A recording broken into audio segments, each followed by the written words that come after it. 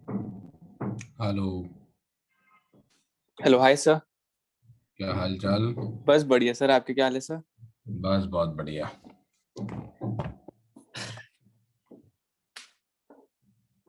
हाँ जी। अब तो लास्ट क्लास में क्या पढ़ा था उसका हिसाब किताब है हमारे पास, फिर भी तो बता दे जल्दी से। सर पहले तो हमने सीवी सीपी और गामा के बीच में रिलेशन देखा था। Work P1 V1 minus P2 V2 by gamma -1, ये सब देखा था। प्रूफ किया था हमने। सीवी को हमने R बाय गामा -1 प्रूफ किया था। इसके बाद से एडियाबेटिक प्रोसेस के हमने थोड़े से वो देखे थे, लिखे थे फिर से। P into V gamma is equal to constant. तो P1 V1 gamma is equal to P2 V2 gamma, ये हमने थोड़े देखे थे सर। इसके बाद से फिर हमने मोलर हीट कैपेसिटी पे चले गए थे एट कांस्टेंट वॉल्यूम। ठीक है। तो सर उसमें हमारा जो Q is equals to C N CV ΔT हो गया था। इसमें वॉल्यूम कांस्टेंट हो गया, वर्क जीरो हो गया, तो Q is equal to ΔU के इक्वल हो गया। ठीक है। सर फिर हम molar heat capacity at constant pressure चले गए थे। जब जब हमने इसमें प्रेशर कांस्टेंट किया तो Q is equal to NCP ΔT हो जाएगा इसमें। ठीक है। जिसमें सब पी कॉन्स्ट, इसमें क्यू हमारा ΔU प्लस वर्क आएगा, क्योंकि इसमें वर्क जीरो नहीं होगा, वॉल्यूम जीरो नहीं है। सही बात है। सर फिर हमने इसके बाद सर फिर हमने देखा था कि सीपी हमेशा सीवी से ज्यादा क्यों होता है, क्योंकि सीपी में ठीक है। वर्क ऐड हो जाता है, इसलिए हमारा सीपी हमेशा ज्यादा आएगा। हाँ, जब कांस्टेंट प्रेशर पे हीट सप्लाई कर रहे हैं तो a part of heat supplied is used by the gas for work done, है ना? Yes sir. सर फिर हमने क्वेश्चन किया था। फिर सर फिर हम थोड़े ग्राफ्स बनाए थे, एक आइसोबैरिक प्रोसेस, आइसोथर्मल प्रोसेस। क्या बोलते हैं इन आइसो ग्राफ्स को? Sir iso iso indicator diagram, PV graph को इंडिकेट बोलते हैं इंडिकेटर डायग्राम। इंडिकेटर है सर। वैसे तो ठीक है फिर। आइसोथर्म वगैरह बोलते हैं। हाँ, वो आइसोथर्म होता है। अगर पीवी ग्राफ जो आइसोथर्मल प्रोसेस का था उसको आइसोथर्म बोलते हैं, आइसोबार बोलते हैं, एडियाबैट बोलते हैं। हाँ जी, इन जनरल पीवी ग्राफ को हम इंडिकेटर डायग्राम बोलते हैं। बोलते हैं। और यस सर। सबसे सबसे इम्पोर्टेंट डिस्कशन मेरी हीट इंजन्स के ऊपर थी। मैंने हीट पर थी। इंजन पढ़ाए थे आपको, हाँ जी सर। और उसकी सिर्फ एफिशिएंसी निकाल के दिखाई थी मैंने। दिखाई थी। यस सर, so कभी 100% नहीं आ सकती एफिशिएंसी। ये फॉर्मूला याद हो गया। ईटा इसलिए बहुत important. Efficiency of a Carnot cycle दिख रही है स्क्रीन पे? हाँ जी सर, विजिबल है। तो वन इसको बाई आगे मिस्टर। कंटिन्यू करते हैं। हाँ जी सर।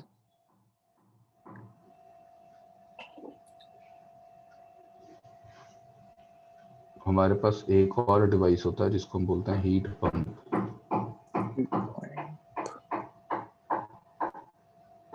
हीट इंजन क्या करता है? हाँ जी। हीट इंजन क्या करता है? हीट से मैकेनिकल वर्क जनरेट करता है। जैसे तेरा एक डैम हो गया, डैम पे हाई मतलब लेवल पे पानी स्टोर्ड है, और हमें पता उसको छोड़ोगे तो पानी अपने आप ऊपर से नीचे बह जाएगा, और ऊपर से नीचे बहते हुए पानी में से हम टरबाइन ड्राइव कर लेते हैं और उससे इलेक्ट्रिसिटी जनरेट कर लेते हैं। हाँ जी सर। तो हीट इंजन काफी हद तक आपका ऐसा ही होगा। एक आपका हाई टेम्परेचर पे सोर्स है, और हाई टेम्परेचर पे सोर्स को लो टेम्परेचर पे सिंक से जब आप कनेक्ट करोगे तो वहां से हीट अपने आप फ्लो कर जाएगी नीचे। हाँ और जब जी। वो हीट फ्लो करके नीचे आ रही है तो उसमें से कुछ वर्क हम निकाल लेते हैं ना। हाँ जी सर। अब अपने घर में जो पंप लगा होता है, पंप नॉर्मल घर में पंप लगा होता है, वो क्या करता है? सर वो जो मोटर। पानी वाला पंप होता है। हाँ, घर में मोटर लगी होती है ना, हैंड। रोज सुबह चलाते हो तो हम। हाँ जी सर। मोटर चला के क्या करते हो रोज सुबह तो? सर पानी के टैंकी में डलवाते हैं ना, ऊपर जाता है पानी। हाँ, पानी को ऊपर पंप करते हो ना। पंप करते हैं, हाँ जी सर। पानी पानी अपने आप कभी नीचे से ऊपर नहीं जाता। हाँ जी सर। तो ऐसे ही हीट कभी अपने आप नीचे से ऊपर नहीं जाती है ना। हाँ जी सर, भेज। Heat never flows from low temperature to high temperature by itself. उसके लिए अपने को मेहनत करनी पड़ती है, मतलब पैसे खर्चने पड़ते हैं, यानी कि वो करना पड़ता है। हाँ जी sir. So work has to be done हाँ जी सर। फॉर दिस, ठीक है। Yes sir. तो heat pump is basically a device that drives heat energy from lower temperature to higher temperature। कोई एग्जांपल है तेरे पास इसका? From low temperature to high temperature. Sir इसमें हम दे सकते हैं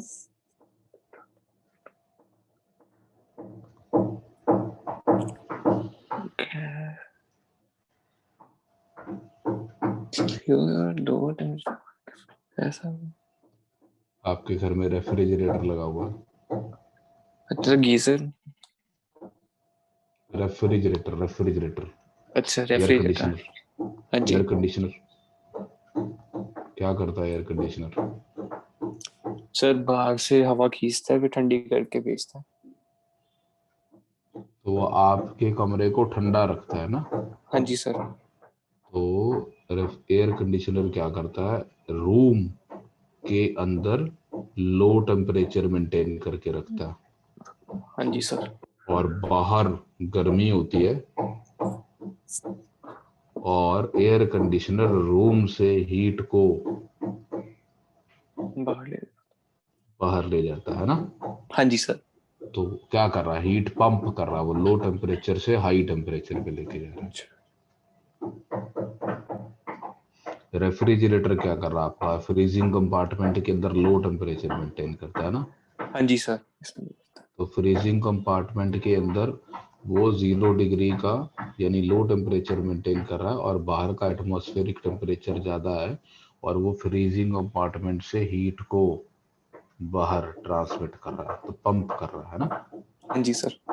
अपने आप से तो चीज़ें ठंडी नहीं हो जाती है, लेकिन रूम टेम्परेचर से ज़्यादा ठंडी तो नहीं होती। नहीं होती सर। रूम टेम्परेचर से ज़्यादा ठंडी करने के लिए अपने को पैसे खर्चने पड़ते हैं। एयर कंडीशनर में अच्छा खासा बिजली का बिल आता है हाँ जी सर। ना। हाँ जी। तो बेसिकली एयर कंडीशनर और रेफ्रिजरेटर ये दोनों हमारे एग्जांपल है हीट पंप के, ठीक है। हाँ जी सर। इसका स्कीमेटिक डायग्राम उल्टा है। ये सिंक जो कि लोअर टेम्परेचर पे है उससे एनर्जी लेता है और इसके अंदर एक कंप्रेसर लगा होता है, दोनों में ही, फ्रिज में भी और एसी में भी, है ना। हाँ जी सर लगा होता है। और वो कंप्रेसर की हेल्प से ये कंप्रेस करता है यानी वर्क करता है और फिर इस हीट को हाई टेम्परेचर पे ट्रांसफर करता है। हीट इंजन से उल्टा डायग्राम होगा ना। हीट इंजन में क्या डायग्राम बनाया था हमने? सोर्स से पहले Q1 सोर्स। ऊपर से Q1 हीट आ रही थी, W हाँ हमें जी मिल रहा था और W2 हमें रिजेक्ट कर दे रहे थे ना। सिंक में। यस सर सिंक से। यहाँ पे हमारा पर्पस पंप करने का है, बाहर ठीक। निकाल। हाँ जी सर। पंप और refrigerator absorbs heat. heat low temperature and rejects heat at high temperature।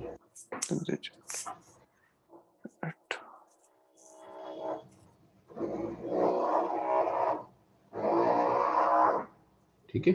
Yes sir. तो यहाँ पे हमारा जो इनपुट है वो W है हाँ जी। ना। अपने को इनपुट क्या देना पड़ा? W।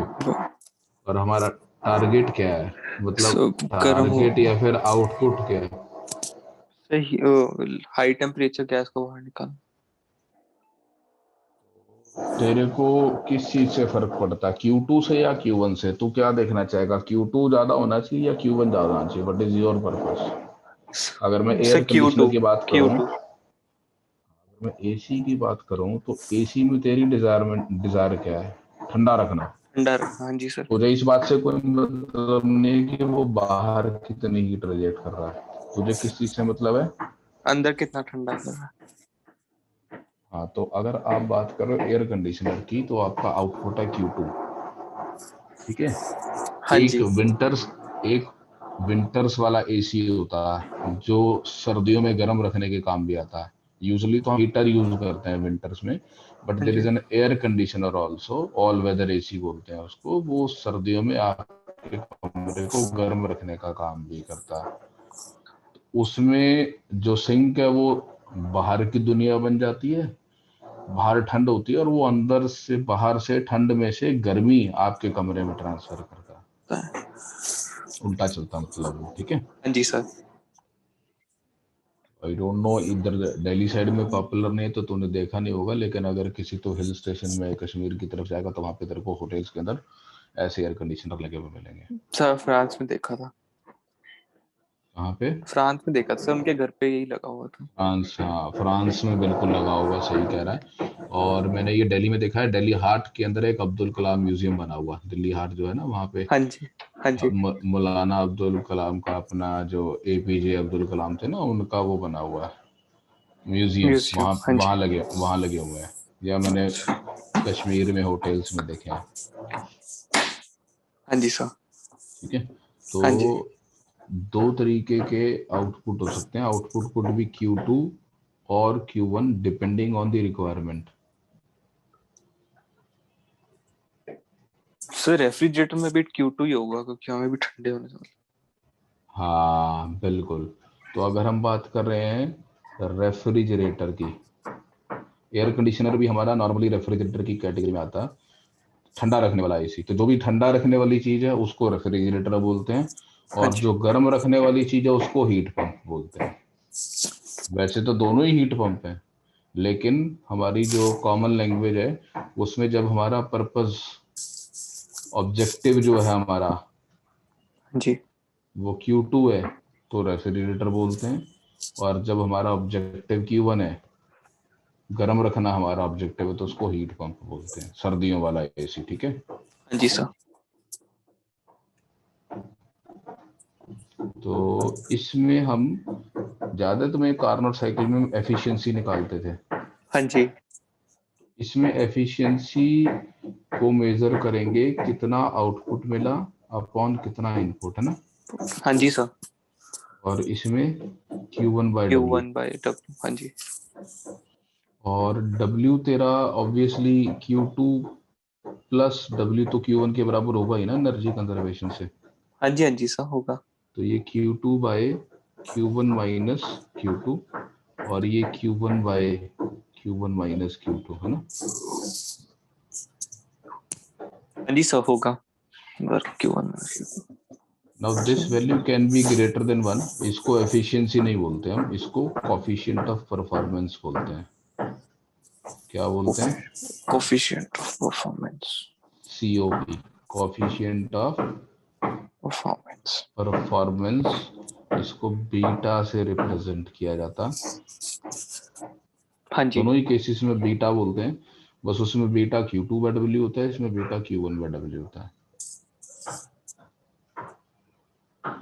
हाँ जी सर। Q1 तो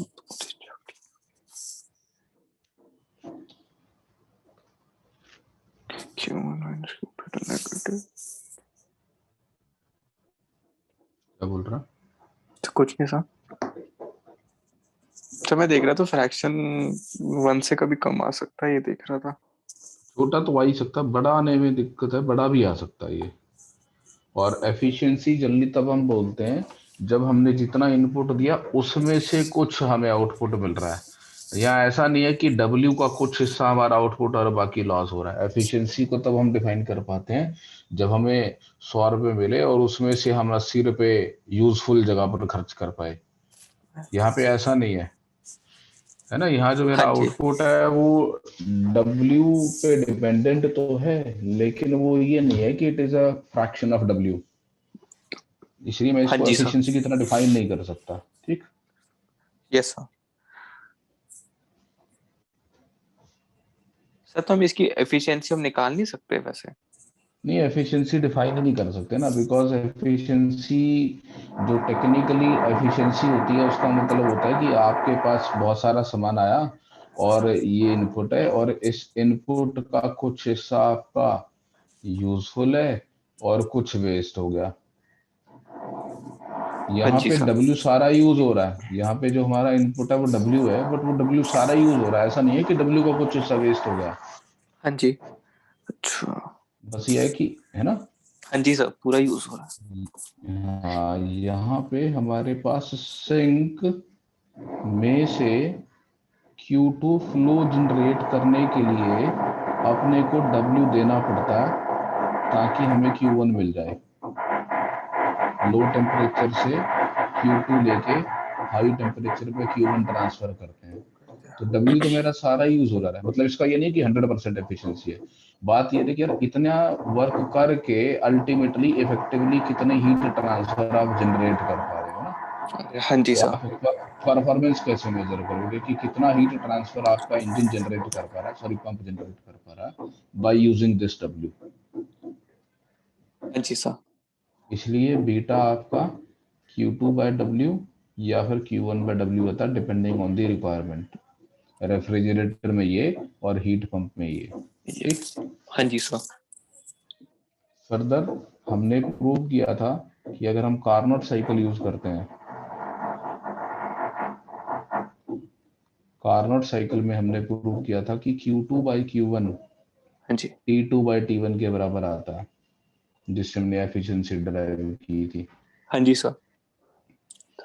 तो इसका मतलब efficiency of a Carnot cycle is 1 minus T2 by T1। Yes yes sir. Beta for a refrigerator अगर मेरे को निकालना है तो it is Q2 by W, that is Q2 by Q1 minus Q2, sir. and that is equal to T2 by T1 minus T2।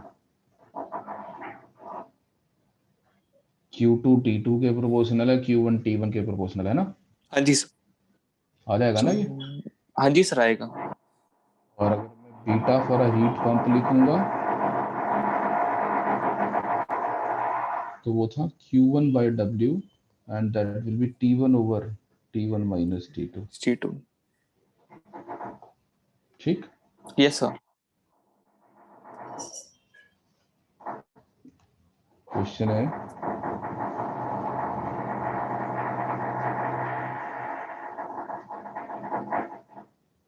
when a Carnot engine हाँ जी।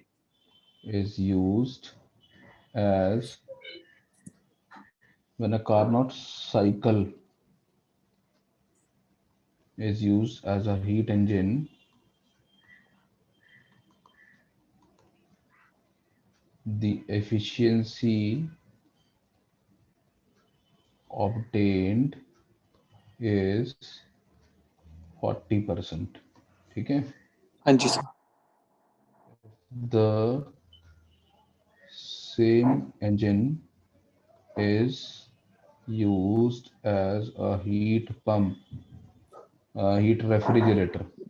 Let us not call it as pump, as a refrigerator.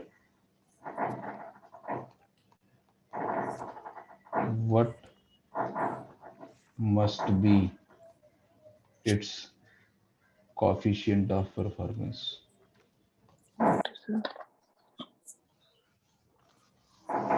Efficient of performance।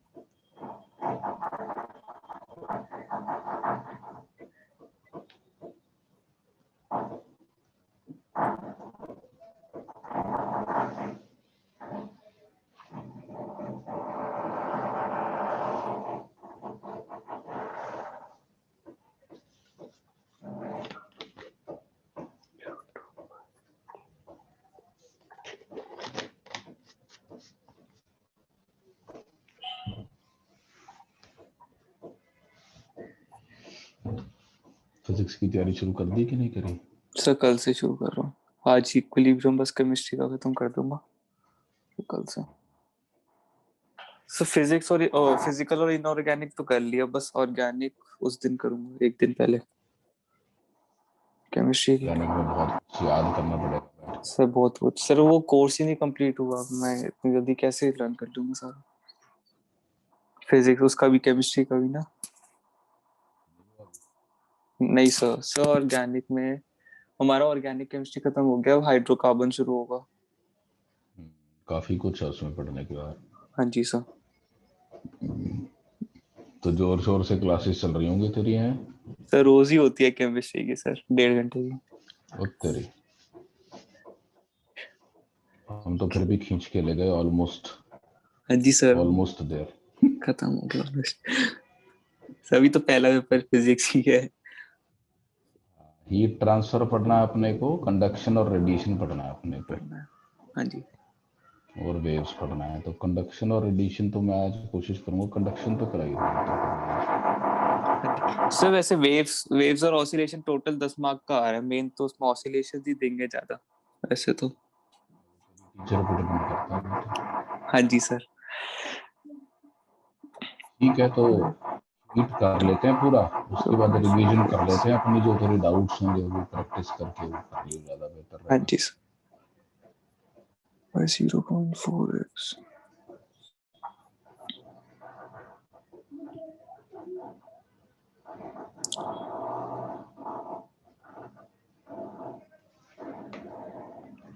इसको फिर से हम उसमें ले आते हैं।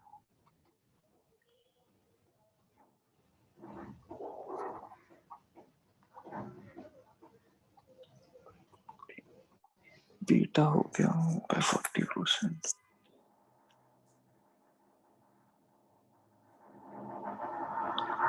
तो 100 4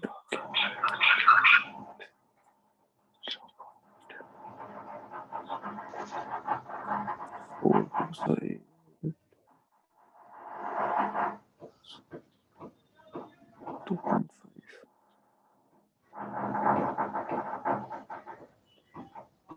अब ज़्यादा बेहतर दिख रहा है क्या पहले से? सही इसमें ये तो सिर्फ बढ़िया है सर, ऐसे बेटर है वैसे। ऊपर से वो हट गया है बस, वो पेन कुछ से मतलब, यार आ जाओ ऑप्शंस हाँ होते। कुछ मैग्नीफाइड व्यू है या वैसा ही उतना ही है, मतलब कुछ नहीं सर, बेहतर? मैग्नीफाइड है सर। रीडेबिलिटी इंप्रूव हुई है? हाँ जी सर। सर 0.25। तो एफिशिएंसी होती है हमारी 1 - T2/T1, और हाँ ये जी सर। 40% है, यानी 0.4 हो गया। हाँ तो जी सर। T2/T1 आपका 0.6 हो गया। सर वरना ठीक मैंने है, T2/T1 को डायरेक्ट लिख दिया Q2/Q1। हाँ ठीक है। अब बीटा का फॉर्मूला लेते हैं, COP ऑफ रेफ्रिजरेटर। रेफ्रिजरेटर में ऑब्जेक्टिव होता है Q2, और ये Q1 - Q2, यानी T2/T1 - T2 है ना। सर मैंने तो हीट पंप का निकाल दिया। रेफ्रिजरेटर का पूछा ना। हाँ जी सर। Q2 यानी T2 की जगह 0.6 ले देता हूँ, T1 की जगह 1 लिख देता हूँ। तो 6/4, 3/2 आ गया। That is 1.1 तेरा 1/4 आया हुआ तेरा, हाँ जी तेरा 10/4 आएगा। हाँ जी सर, 10/4 था। 5/2 हाँ आया जी। होगा तेरा ना। रेफ्रिजरेटर है तो 3/2, और अगर तू निकालता हीट पंप का बाय तो 2.5। 5/2। ठीक है, हाँ जी सर। कोई डाउट इसमें? नहीं सर।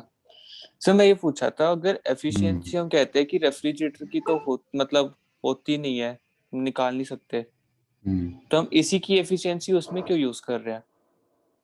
नहीं नहीं, हम ये नहीं यूज कर रहे हैं।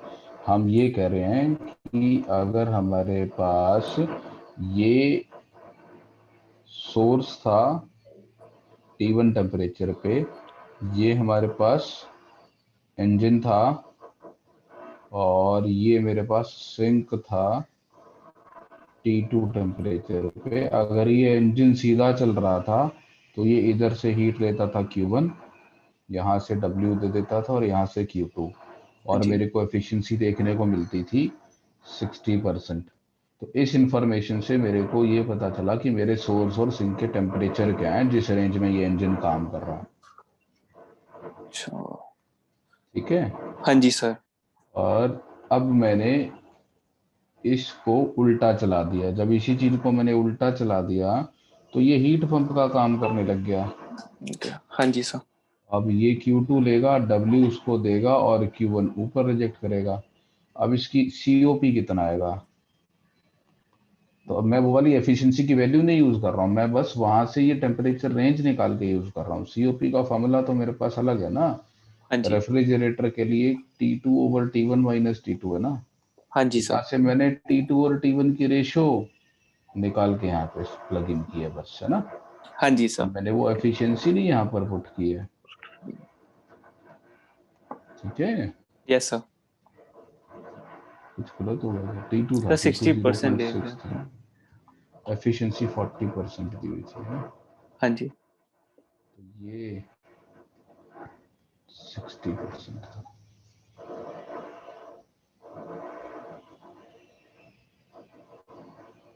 ठीक है। उल्टा आ जाएगा। हाँ जी। तो ये हो जाएगा 6/4। हाँ जी। 3/2 ठीक 1। है। हाँ जी सर। अब यहाँ पे एक बहुत इंपॉर्टेंट हमारे पास स्टेटमेंट आती है, उसको बोलते हैं कार्नोट्स थ्योरम। श्योर। कार्नोट बहुत ही घमंडी आदमी था, हाँ जी। बहुत भयंकर घमंडी था। वो कहता था दुनिया का कोई भी हीट इंजन कार्नोट इंजन से ज्यादा एफिशिएंट नहीं हो सकता। अच्छा। हाँ जी। और इसको बोलते हैं Carnot theorem. No heat engine working between the same temperature range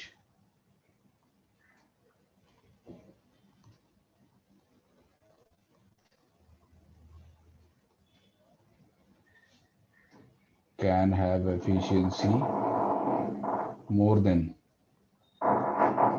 Carnot.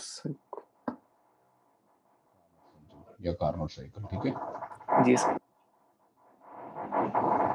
Carnot cycle practically possible नहीं है, ये खाली पढ़ने के काम आती है, हाँ जी। क्योंकि इसके अंदर जो प्रोसेसेस यूज किए हमने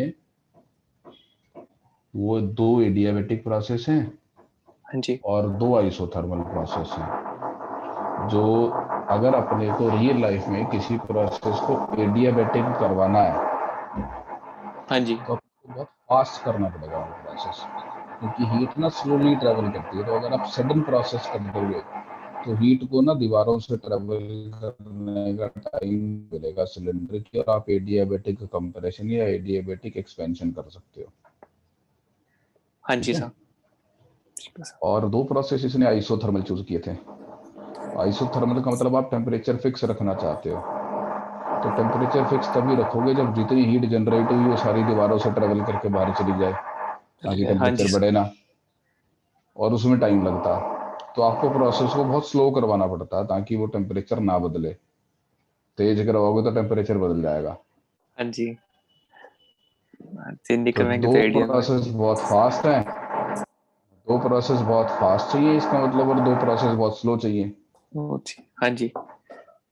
अब ऐसे तो इंजन चला नहीं सकता कि पिस्टन बाहर आया बहुत तेजी से फिर स्लो अंदर गया फिर तेजी से, तो झटके मारता हुआ चलेगा हीट इंजन तेरा हाँ जी सर। ना। तो प्रैक्टिकली ये चीज पॉसिबल नहीं है, तो इसलिए ये काम की नहीं है, एक्सेप्ट फॉर दैट कि ये एक हमारा रेफरेंस का काम करता है, और ये बस इसी कंपैरिजन करने के काम आता है कि भैया दुनिया का कोई इंजन इससे ज्यादा एफिशिएंट नहीं हो सकता। तो हम दूसरे हीट इंजन्स को ये कंपेयर करके देखते हैं कि आइडियली इतनी एफिशिएंसी आ सकती है और ये गिवन हीट इंजन कितनी एफिशिएंसी हमें दे रहा है। हाँ जी सर। ठीक है। Yes sir. तो हीट इंजन हमारा जो है वो केवल कार्नोट साइकिल इसी काम आती है, ये एक आइडियल साइकिल है। used as a reference.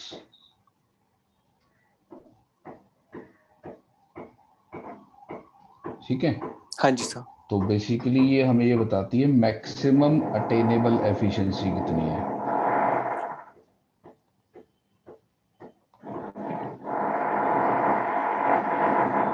भी अगर तेरा फ्रिज है या मतलब तेरे पास जो हाई टेम्परेचर का सोर्स अवेलेबल है, हाँ जी। उसका टेम्परेचर तेरा फिक्स्ड है T1 भैया, जो अपने पास हीट अवेलेबल है ना वो इतने हाई टेम्परेचर पे अवेलेबल है, और जो हम रिजेक्ट कर सकते हैं हीट जहां पर यानी कि सिंक, वो इतने टेम्परेचर पे अवेलेबल। ऑब्वियसली सिंक हमारा एटमॉस्फेयर डिसाइड करता है ना, एटमॉस्फेयर में हीट रिजेक्ट करते हैं हम, हाँ जी तो सर। सिंक का टेम्परेचर हमारा एटमॉस्फेयर डिसाइड करता है, और सोर्स का टेम्परेचर हमारा जो फ्यूल का कंबशन हो रहा है वो डिसाइड करता है कि वो कितना टेम्परेचर जनरेट कर सकता है।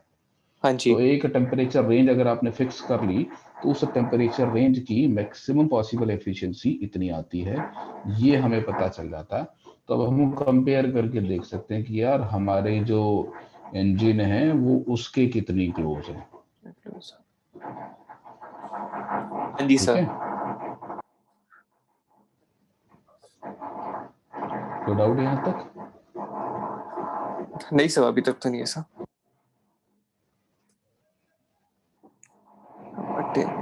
And this is a direct consequence of second law of thermodynamics.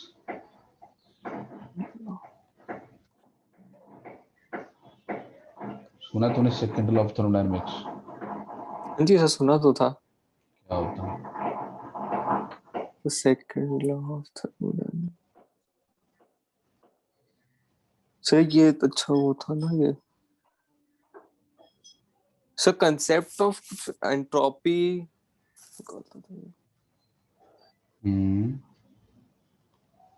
Sir second law of thermodynamics बोलता है कि एनर्जी हमेशा चेंज होती है जब भी एक फॉर्म से दूसरे फॉर्म में जाती है या मैटर फ्री मूव करता है, और एंट्रोपी हमेशा इंक्रीज होती है जब क्लोज सिस्टम। और कुछ? सर और इसका डिफरेंसेस इन टेम्परेचर, प्रेशर या डेंसिटी, सुन ध्यान से, चीज ability to. Second law of thermodynamics और फर्स्ट लॉ ऑफ थर्मोडायनेमिक्स में क्या फर्क है ये समझते हैं, तब तेरे को सेकंड लॉ की स्टेटमेंट भी समझ में आएगी। फर्स्ट लॉ ऑफ थर्मोडायनेमिक्स जो है हमारा, हाँ जी। वो बेसिकली एक law of conservation of energy है। हाँ जी। ये कहता है कि energy can neither be created not nor be destroyed, it can only be converted from one form to other. हाँ जी। ठीक है, हाँ जी। Energy can neither be created not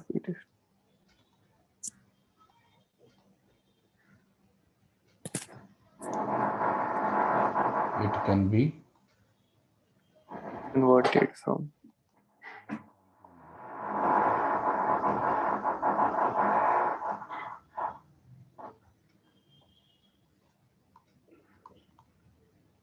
लेकिन कितना अमाउंट ऑफ कन्वर्जन हो सकता है इसके ऊपर कोई रिस्ट्रिक्शंस नहीं लगाता ये। हाँ जी। सेकंड लॉ ऑफ थर्मोडायनेमिक्स इस अमाउंट ऑफ कन्वर्जन पे रिस्ट्रिक्शन लगाता है। हाँ, direction of gives us a restriction on the possible amount of conversion from one form to another.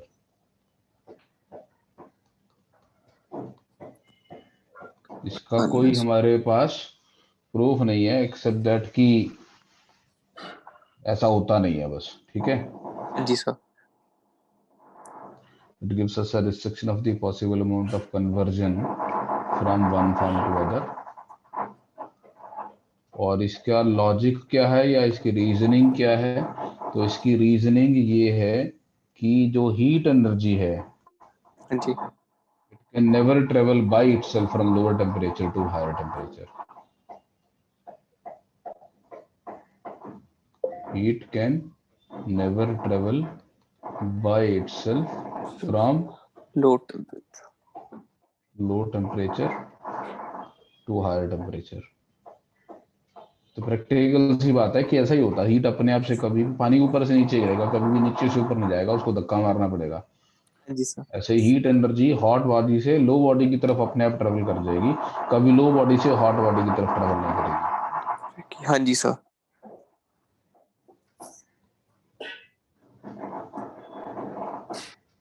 और ये तेरा, मैंने इसका एक एग्जांपल तेरे को दिया भी था कि एक ब्लॉक है, ग्राउंड पे स्लाइड कर रहा था और वो स्लाइड करते करते फ्रिक्शन की वजह से रुक गया और उसकी सारी की सारी काइनेटिक एनर्जी हीट एनर्जी में कन्वर्ट हो गई। हाँ जी। अब ये प्रोसेस अपने आप हो जाता है, लेकिन इसका रिवर्स प्रोसेस अगर तू चाहे कि वो सारी की सारी हीट एनर्जी वापस उस ब्लॉक की ट्रांसलेशनल काइनेटिक एनर्जी में कन्वर्ट हो जाए, वो ब्लॉक वापस नॉर्मल टेम्परेचर पे आ जाए गर्म होने की बजाय और चल पड़े, तो ऐसा अपने आप नहीं होता। हाँ मतलब जी सर। फर्स्ट लॉ को इससे कोई दिक्कत नहीं है। फर्स्ट लॉ कहता है कि यार अगर 100 जूल ऑफ हीट थी तो उससे 100 जूल काइनेटिक एनर्जी बना सकते हो, 101 नहीं बना सकते। हाँ जी। सेकंड लॉ ये बताता है कि ठीक है बना तो सकते हो लेकिन पूरी बना नहीं पाओगे। 100 जूल ऑफ हीट से 100 जूल काइनेटिक एनर्जी, मतलब ठीक है तुम्हारे law of conservation of energy के अकॉर्डिंग वैलिड जरूर है, लेकिन तो बना नहीं पाओगे, तुम्हें उल्टा खर्चा। ठीक है। So this is the oldest statement of second law of thermodynamics. One of the oldest statement of second law of thermodynamics. और ये जो स्टेटमेंट आपकी, ये स्टेटमेंट आपकी केल्विन प्लैंक स्टेटमेंट कहलाती है। केल्विन प्लैंक, ठीक है। ये कहती है कि natural tendency of the heat is to flow from high temperature reservoir to low temperature reservoir. ठीक है जी सर। इसी को लिखने का और भी एक तरीका है, मेरे को सबके नाम एग्जैक्टली नहीं याद है कि किसने किस नाम से ये स्टेटमेंट दी थी। इसी चीज का दूसरा कॉन्सिक्वेंस ये भी है कि you can not have a heat engine with 100% efficiency.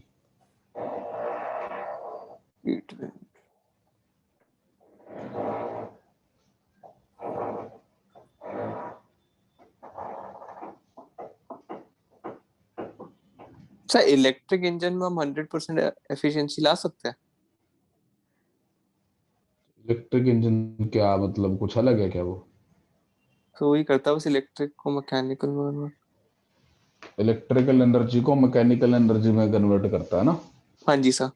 तो इलेक्ट्रिकल एनर्जी से जब मैकेनिकल एनर्जी कन्वर्ट कर रहे हो तब आपकी एफिशिएंसी काफी अच्छी आ सकती है, लेकिन वो इलेक्ट्रिकल एनर्जी जब आपने जनरेट करी होगी अल्टीमेटली, वो कहाँ से लाए होगे आप? सर जैसे हम डैम से अगर क्रिएट कर लिए इलेक्ट्रिकल एनर्जी। हाँ, तो द आइडिया इज कि वो जो डैम से एनर्जी थी वो मैकेनिकल एनर्जी थी ना। हाँ जी। अगर तो उस पूरे प्रोसेस की एफिशिएंसी देखेगा हाँ जी। तो वो 100% नहीं आएगी। की मतलब जब तूने मैकेनिकल एनर्जी से इलेक्ट्रिकल एनर्जी जनरेट की तब लॉस हुआ होगा। हाँ जी। तब मान ले तेरे पास एक डैम था और डैम में तूने पानी ऊपर स्टोर करके रखा हुआ था, और सपोज ऊपर से जब वो नीचे गिरता था तो वो टोटल वैसे ही simply 100 joule mechanical energy lose करता। हाँ जी। पानी ऊपर से नीचे गिरता डैम में, जब वो 100 जूल मैकेनिकल एनर्जी लूज करता तो पहली बात जब आप उसको इलेक्ट्रिकल में कन्वर्ट करोगे तो वो सारी की सारी इलेक्ट्रिकल में कन्वर्ट नहीं हो पाएगी। हाँ जी सर। मान लो हो भी गई, मान लो हो भी गई, तो हाँ वो जी। सारी की सारी वापस उतनी ही मैकेनिकल एनर्जी में गारंटेड नहीं कन्वर्ट हो पाएगी। तो नेट लॉस होना ही होना है आपका, और वो थर्मल एनर्जी की फॉर्म में सराउंडिंग्स में जाएगा। हाँ जी सर। समझ रहा? Yes sir. तो you can not have a heat engine with 100% efficiency. और इसको आप केमिस्ट्री में एंट्रोपी की टर्म्स में भी पढ़ते हैं। एक टर्म डिफाइन की जाती है entropy change of a system and it is defined by this value ds is the change in entropy and it is dq by t, where dq is the heat absorbed by the system from the surrounding, and T is the temperature of the system. Sure. This is the change in entropy of a system. Sir basically entropy का मतलब enthalpy जैसे ही होता है। मैं यार enthalpy के साथ ना खेल नहीं सकता, मैं बिल्कुल अनकंफर्टेबल हूँ वो केमिस्ट्री वाली टर्म्स के साथ, तो मैं उसके बारे में बिल्कुल बात नहीं करूंगा। हाँ जी सर, मैं ठीक बस है। इतना बता सकता हूँ कि एंट्रोपी एक स्टेट फंक्शन है। We have observed from our calculations and mathematical interpretations कि in D Q by T, अगर मैं एक डिफरेंशियल क्वांटिटी डिफाइन करता हूँ डी क्यू ओवर टी, तो ये एक स्टेट फंक्शन है, पाथ फंक्शन नहीं है, ये स्टेट फंक्शन है। यानी ये इनिशियल स्टेट और फाइनल स्टेट पे डिपेंड करता है सिस्टम की। हाँ जी सर। सिस्टम की एक प्रॉपर्टी की तरह डिफाइन किया जा सकता है, क्योंकि ये सिस्टम की केवल स्टेट पे डिपेंड करता है। और इस क्वांटिटी का नाम रखा गया एंट्रोपी। और हमने ऐसा देखा है कि अगर सिस्टम में रैंडमनेस बढ़ जाती है तो ये वाली चीज पॉजिटिव आ जाती है। तो अगर ds ग्रेटर देन 0 है, इसका मतलब रैंडमनेस इंक्रीज कर रही है। तो इसलिए हमने एक कॉमन मैन को समझाने के लिए इस क्वांटिटी का नाम डिग्री ऑफ रैंडमनेस रख दिया।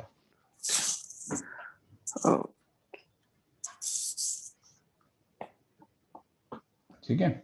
हाँ जी सर।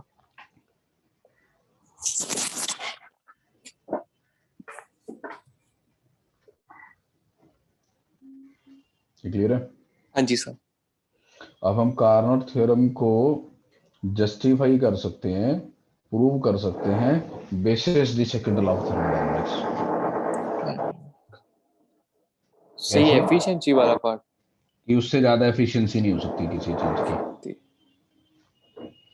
तो सपोज मेरे पास ये एक सोर्स है हाई टेम्परेचर पे T1, और ये मेरे पास एक सिंक है लो टेम्परेचर पे T2। हाँ जी। अब सपोज हम ये मान लेते हैं कि कार्नोट का जो क्लेम है वो फॉल्स है। मतलब इसका मतलब ये है कि दुनिया में ऐसा कोई हीट इंजन हो सकता है जिसकी एफिशिएंसी कार्नोट साइकिल से ज्यादा हो सकती है।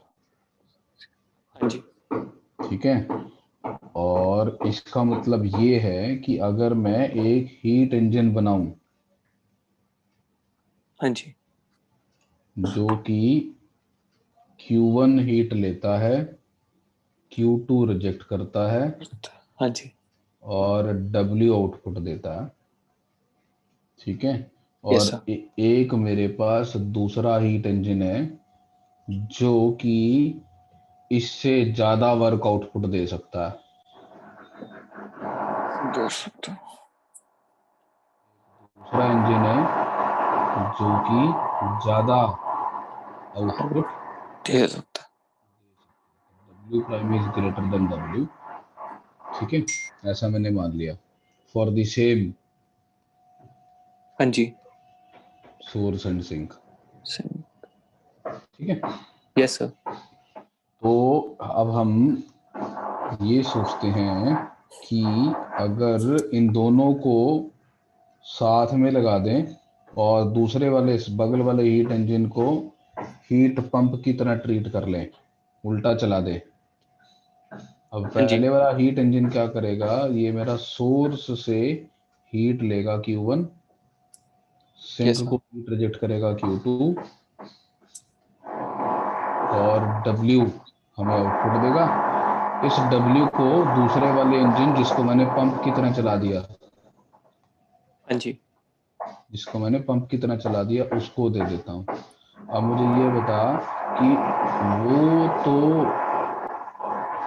ज्यादा वर्क दे सकता था ना, हाँ जी सर। यानी कि उसको अगर वो ज्यादा अच्छा है तो उसको अगर आप W देंगे तो ये वाली जो वैल्यू है हाँ जी।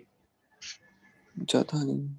Q2 प्राइम और Q1 प्राइम, इनको अगर मैं Q1 और Q2 से कंपेयर करूं तो क्या होगा? सर Q1 ज्यादा होगा। Q1 Q1 प्राइम मतलब ज्यादा डैश होगा, Q1 प्राइम ज्यादा होगा क्योंकि वर्क क्योंकि पे। क्योंकि उसको उल्टा चलने के लिए वो ज्यादा एफिशिएंट है ना यार। हाँ जी सर। वो ज्यादा एफिशिएंट है, तो ज्यादा एफिशिएंट है तो सेम वर्क के लिए वो ज्यादा हीट ट्रांसफर कर पा रहा होगा इसके मुकाबले में। हाँ जी क्यों? सर। Yes sir, definitely. या ऐसा करते हैं, ये क्लैरिटी नहीं आ रही, मुझे लग रहा है डाउट क्रिएट हो रहा है तेरे मन में, मेरे भी मन में हो गया था एक बार। मैं ऐसा करता हूँ, ये जो इम्परफेक्ट वाला है ना, जिसके मैंने क्लेम किया कि ज्यादा है, हाँ तो जी। इसको तो हीट इंजन ही रखता हूँ, और ये जो कारनोट वाला था इसको पंप बना देता हूँ। हाँ जी सर। ठीक है, तो अगर मैं इसको पंप बना देता हूँ,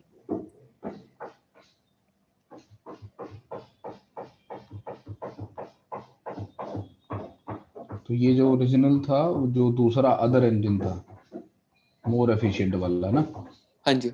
इसको तो इंजन की तरह यूज करते हैं।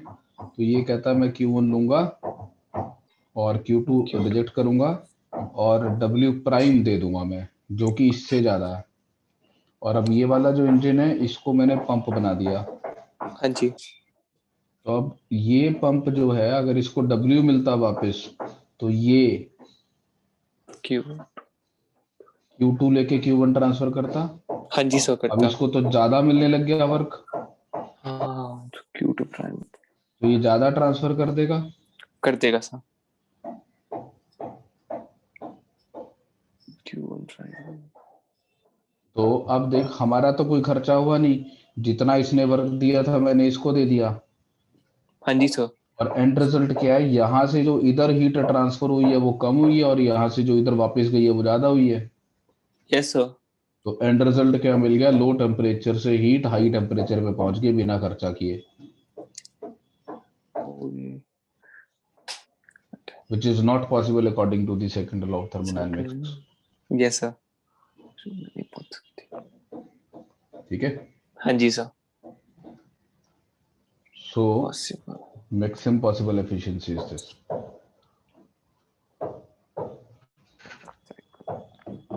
ठीक है, हाँ जी सर। ये आइडिया काम की बात।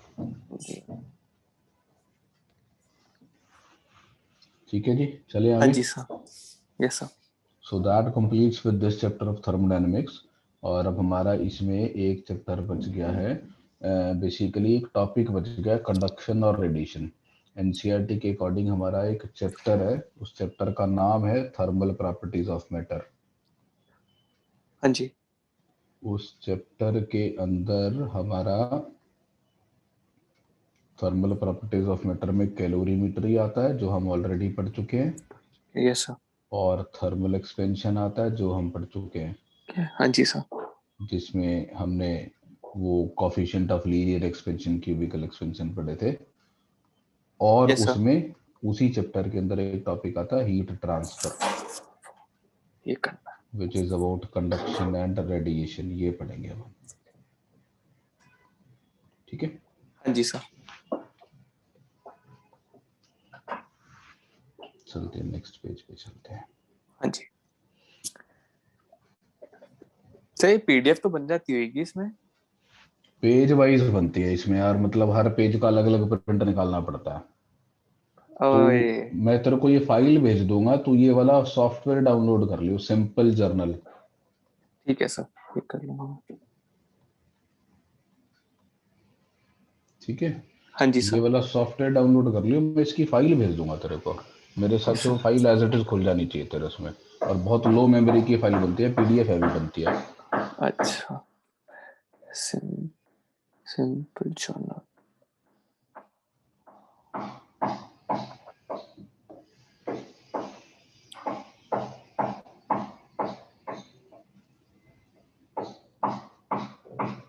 हाँ तो जी हम सर। बात करेंगे हीट ट्रांसफर की। तो हीट ट्रांसफर, जैसा कि नाम से पता चल रहा है, बेसिकली हम यहाँ पर mode of transportation of heat के बारे में बात करने वाले हैं, from one place to other. हाँ जी।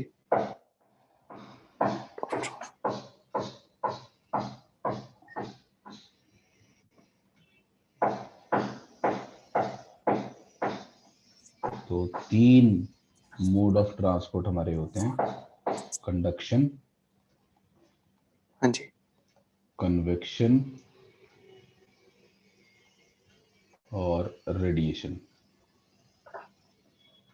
प्रोडक्शन करना। हाँ जी। तो कंडक्शन जो मोड ऑफ हीट ट्रांसफर है, तो कंडक्शन बेसिकली किसी मटेरियल मीडियम के थ्रू हीट ट्रेवल करती है। जब हाँ भी जी। किसी मटेरियल मीडियम के थ्रू हीट ट्रेवल करती है एक पॉइंट से दूसरे पॉइंट पे, और जब ये हीट ट्रेवल कर रही होती है किसी मीडियम के थ्रू, तो मीडियम का खुद का ट्रांसपोर्टेशन नहीं होता, मीडियम वहीं रहता है, लेकिन उसमें से हीट एक जगह से ट्रेवल करती हुई दूसरी जगह पर चली जाती है। हाँ जी सर। तो इट इज दी, जैसे वेव मोशन होता है ना, वेव साउंड वेव्स में क्या होता है, सर उसमें मटेरियल। डिस्टरबेंसेस डिस्टरबेंसेस मीडियम में ट्रेवल करती हुई एक जगह से दूसरी जगह पे चली जाती है। मतलब मैं बोल रहा हूँ तो सुन रहा है, तो हवा नहीं आ रही है मेरे पास से तेरे कान के पास, हाँ। ठीक है। Yes sir. मतलब ये थोड़ा कि एयर मॉलिक्यूल्स वहां से चल के तेरे पास से साउंड साथ में लेके आ रहे हैं, एयर मॉलिक्यूल्स वहीं खड़े खड़े वाइब्रेट करते रहते हैं, वो वाइब्रेशंस ट्रेवल करते हुए आपके पास आ जाते हैं। आती है। हाँ जी।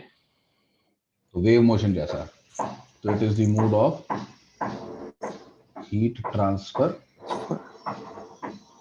थ्रू a material medium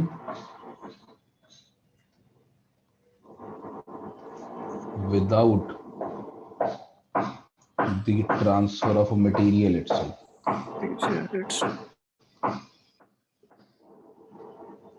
वैसे तो तू यार वीडियो दोबारा देख के नोट्स बनाता है, ज्यादा अच्छा रहता। हाँ जी सर। सर वो फोटो खींच लेता हूँ ना, तो उसकी वीडियो बना लेता हूँ कभी कभी। अरे बस बेहतर यही रहता कि अपने हाथ से लिख लो, उससे क्या होता है याद हो जाता है। हाँ जी सर, बेटर रहता है। Conduction is the mode of heat, ठीक है अभी तो टाइम कम है लेकिन फिर भी, it is the mode of heat transfer through a material medium without the transfer of medium itself, material itself. For example समझते हैं जरा इसको, हाँ तुमने जी। एक, तुम्हारे पास सपोज एक आयरन की रॉड है, एक आयरन बार है, और आप इस आयरन बार को यहाँ से गर्म करना शुरू करते हैं with the help of a candle flame. तो आप इसको कैंडल फ्लेम की हेल्प से यहाँ से गर्म करना शुरू करते हैं, तो व्हाट हैपेंस इज, इस कैंडल से हीट इस बार में ट्रांसफर होती है। जब इस कैंडल से हीट इस बार में ट्रांसफर होती है तो इस बार के अंदर जो आयरन के मॉलिक्यूल्स हैं या एटम्स हैं, वो लैटिस के अंदर वाइब्रेट करना शुरू कर देते हैं। तो जो इसके कॉन्स्टिट्यूएंट पार्टिकल्स हैं, जिन्होंने अपना वहां पर एक स्ट्रक्चर बना रखा है, तो वो वहां पर वाइब्रेट करना शुरू कर देते हैं। We know that this is a solid substance, और सॉलिड के अंदर स्ट्रॉन्ग इंटरमॉलिक्यूलर फोर्सेस होती हैं, तो उसमें एटम्स या मॉलिक्यूल जो भी हैं उस सॉलिड के अंदर, वो अपनी जगह छोड़ के कहीं नहीं जा सकते, but they can vibrate eight their place. हाँ जी सर। लिक्विड में तो फ्री होते हैं ना मूव करने के लिए, कोई भी कहीं भी जा सकता है, गैसेस हाँ में तो सर। बिल्कुल ही फ्री होते हैं, बट सॉलिड में तो ऐसा नहीं होता ना। तो नहीं सॉलिड सर। सब्सटेंस में जो हमारे कॉन्स्टिट्यूएंट पार्टिकल्स हैं, एटम्स या मॉलिक्यूल्स जो भी उस सॉलिड को बना रहे हैं, वो अपनी अपनी जगह पर फिक्स्ड रहते हैं, बस वो वाइब्रेट कर सकते हैं। हाँ जी। So when heat is absorbed by the end A, the atoms or molecules, they start vibrating. When they start vibrating, they transfer their vibrational energy to the neighbouring molecules. जैसे एक मॉलिक्यूल ये है, एक atom ये है, यहाँ एक spring लगा हुआ है, एक एटम ये, यहाँ एक स्प्रिंग लगा हुआ है, फिर एक एटम ये, यहाँ एक स्प्रिंग लगा हुआ है। स्प्रिंग क्यों लगा हुआ है? क्योंकि बॉन्ड बने हुए हैं, ये बॉन्ड है स्प्रिंग जो मैं दिखा रहा हूँ। हाँ जी। अब अगर तुमने इसको बैक एंड फोर्थ वाइब्रेट करना शुरू कर दिया, तो ये फोर्स इस पे भी ट्रांसमिट होगी और ये भी वाइब्रेट करेगा, हाँ जी सर, करेगा वो आगे अपने से वाले। आगे वाले स्प्रिंग को बैक एंड फोर्थ मूव कराएगा, तो ये भी वाइब्रेट करेगा। तो जब आप इसको वाइब्रेट करना शुरू करेंगे बैक एंड फोर्थ, तो वो वाइब्रेशन आगे आगे आगे आगे ट्रैवल करती चली जाएगी। करती जाएगी सर। तो हमने यहाँ से हीट किया, मॉलिक्यूल्स या एटम्स अपनी अपनी जगह पर वाइब्रेट करेंगे, और उनकी वाइब्रेशंस की वजह से आगे हीट ट्रैवल करती जाएगी, ठीक है। ऑब्वियसली हाँ यहाँ जी। पे वाइब्रेशनल एनर्जी ज्यादा होगी, यहाँ थोड़ी सी कम होगी, यहाँ थोड़ी सी कम होगी। तो बेसिकली इधर को heat energy, vibrational kinetic energy heat energy का ही रिप्रेजेंटेटिव है ना, ठीक ये है। हाँ हीट जी। एनर्जी का फ्लो हो जाएगा। और जहाँ पे मैंने वाइब्रेट कर, जहाँ पे मैंने हीट किया वहाँ का टेम्परेचर ज़्यादा हो जाएगा, जिधर को मैंने हीट नहीं किया उधर का टेम्परेचर कंपेरेटिवली कम होगा। होगा, यस सर। और इसको ऐसे भी समझ सकते हैं, जैसे तो अपने हाथ को अपनी टैब की स्क्रीन पे रखता है तो तेरे को वो गर्म महसूस हो रही है। हाँ जी सर। तो वो गर्म महसूस हो रही है तो हुआ क्या है वहां पे एक्चुअली, तो क्योंकि तेरी वो जो टैब है उसके अंदर हीट जनरेट हो रही है because of whatever reasons, तो उसका जो टेम्परेचर है वो ज्यादा है, यानी उसके जो सरफेस पे जो मॉलिक्यूल्स हैं उनकी वाइब्रेशनल काइनेटिक एनर्जी ज्यादा है। जब तूने अपना हाथ उस टैब की स्क्रीन पे रखा तो वो तेरे उसके मॉलिक्यूल्स और तेरे हाथ के मॉलिक्यूल्स के बीच में कोलिजन हुआ। उन कोलिजन से एनर्जी ट्रांसफर होनी शुरू हो गई तेरे हाथ के मॉलिक्यूल्स पे, क्योंकि उनकी एवरेज काइनेटिक एनर्जी ज्यादा थी। हाँ जी सर। तो ये जो एनर्जी का ट्रांसपोर्ट हुआ, उसके मॉलिक्यूल्स तेरे हाथ के मॉलिक्यूल्स के अंदर घुस तो नहीं गए ना, वहां से मटेरियल तो नहीं आ गया ना तेरे हाथ में, नहीं लेकिन सर। एनर्जी आ गई। That is what we call as conduction, there is no transfer of the material medium. हाँ जी। यस तो सर। तो एनर्जी का जो ट्रांसपोर्ट हो रहा है यहाँ पे, जो एनर्जी ट्रांसपोर्ट हो रहा है is by the mutual interaction between the constituent atoms or molecules, है ना। Yes sir.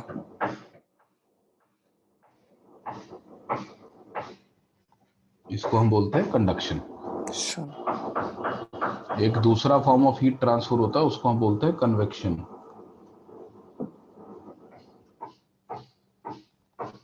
मैं तो मटेरियल। कन्वेक्शन में heat is transported from one place to other by the actual transport of the material medium, medium खुद लेके जाता है। सुना होगा पहले थोड़ा बहुत इसके बारे में जरूर। सर 9th में हमने तीनों पढ़े थे शायद। तो heat is transported from one place to the other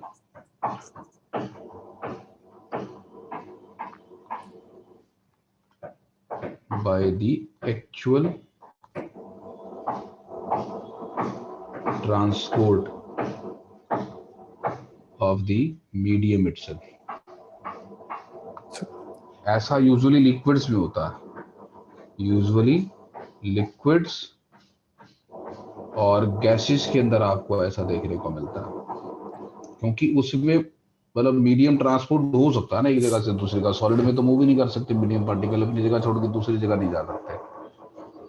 तो यस जैसे एक सर। कंटेनर है, इस कंटेनर में मैंने पानी भर लिया और इसको मैंने गर्म करना शुरू किया, तो इसको मैं यहाँ पे एक फ्लेम पे रख दिया और गर्म करना शुरू किया, तो जो वाटर मॉलिक्यूल्स नीचे कंटेनर के बेस के साथ कांटेक्ट में आते हैं हाँ जी। वहां पे पानी गर्म हो जाता है। तो ये तो हुई conduction, conduction of heat through the walls of the container. जब वो पानी के पास पहुंचती है हीट, तो पानी गर्म हो जाता है और हॉट वाटर की डेंसिटी कम होती है कोल्ड वाटर के मुकाबले में। जल्दी ऐसा होता ही है, जब गैसेस को या लिक्विड्स को हीट करते हो तो एक्सपैंड कर जाते हैं, एक्सपैंड यस सर। करते हैं तो डेंसिटी डिक्रीज कर जाएगी, वॉल्यूम बढ़ गई मतलब डेंसिटी बढ़ गई। वॉल्यूम बढ़ गई तो डेंसिटी कम नहीं हुई। हाँ, तो डेंसिटी कम होगी तो हॉट वाटर की डेंसिटी कम होगी कोल्ड वाटर की डेंसिटी से। हाँ जी सर। तो जिसकी डेंसिटी कम होगी वो बायोंड फोर्स की वजह से ऊपर की तरफ जाएगा, जाएगा। है ना। Yes sir. तो गर्म पानी हल्का होने की वजह से या गर्म हवा हल्का होने की वजह से ऊपर ही चली जाती है और ठंडी हवा भारी होने की वजह से नीचे आ जाती है। आ जाती। तो इसके अंदर एक कन्वेक्शन करंट सेटअप हो जाता है, इसको हम बोलते हैं convection current. Hot water rises up while the cold water starts going down, और फिर वो कोल्ड वाटर नीचे आता, वो गर्म होता, वो ऊपर जाता रहता है, तो नीचे से गर्म पानी ऊपर जाता रहेगा और ऊपर से ठंडा पानी नीचे आता रहेगा। हाँ तो जी सर। कन्वेक्शन करंट सेटअप हो जाता है ना। हाँ अब जी सर। इसमें इंपॉर्टेंट पॉइंट नोट करने वाला ये है, तो यहाँ पे gravity has a role to play. क्यों भाई? क्योंकि बाइंड फोर्स लग रही है ना, बाइंड force V rho g, g gravity g है ना। ग्रेविटी पे डिपेंड करती है। तो ग्रेविटी नहीं होती तो मैं ये थोड़ा कहता गर्म पानी हल्का तो ऊपर चला जाएगा। It is because of gravity की भारी चीजें नीचे को मूव कर जाती हैं और लाइटर चीजें ऊपर को चली जाती हैं। जो बाइंड फोर्स आती है लिक्विड के अंदर अल्टीमेटली वो प्रेशर ग्रेडियंट जो फ्लूइड के अंदर आता है वो तो आता है ना। हाँ जी सर। तो कन्वेक्शन में gravity has a role to play. अगर ग्रेविटी नहीं होगी तो कन्वेक्शन नहीं होगी, और इसमें हीट अगेंस्ट ग्रेविटी ट्रेवल कर रही है, क्यों? यस सर, ऊपर को है जा ना? रही है, यस सर। तो गर्म हवा ऊपर को उठती है ना, उड़ती है, यस सर, उड़ती तो hot air rises up while cold air goes down, है ना? है, यस सर।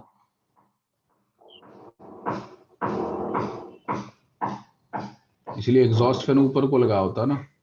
हाँ, क्योंकि गर्म हवा ऊपर होती ठीक है, तो ये जो कन्वेक्शन की वजह से हीट का ट्रांसपोर्ट होता है वो अगेंस्ट ग्रेविटी होता है। है। हाँ जी।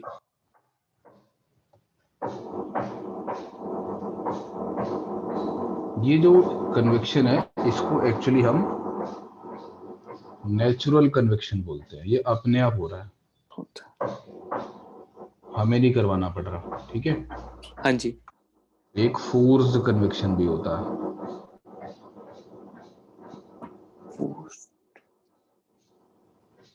फोर्स्ड कन्वेक्शन का मतलब है हम जबरदस्ती कर रहे हैं। The medium is forced by mean, पंखा लगा दिया, हाँ जी, हाँ जी सर।